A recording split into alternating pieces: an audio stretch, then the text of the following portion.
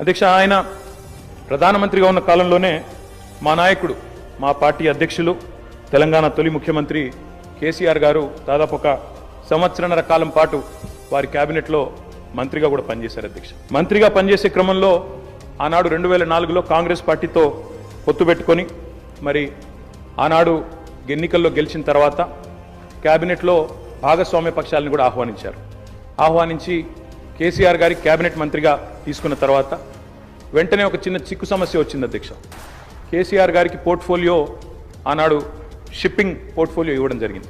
ఇస్తే వెంటనే డిఎంకే వాళ్ళు ప్రధాన భాగస్వామ్య పక్షం యూపీఏలో వాళ్ళు వెంటనే అభ్యంతరం లేవనెత్తినారు. మీరు మాకు కమిట్మెంట్ ఇచ్చారు, మాకు ప్రామిస్ ఇచ్చారు, మీరు వెంటనే మరి వారికి ఎట్లా ఇస్తారో అని అభ్యంతరం పెడితే కేసీఆర్ గారు ఒక్క క్షణం కూడా సంకోచించకుండా వెంటనే మన్మోహన్ సింగ్ గారి దగ్గరికి వెళ్ళి, డాక్టర్ గారు, నేను వచ్చింది పదవుల కోసమో పోర్ట్ఫోలియోల కోసమో కాదు,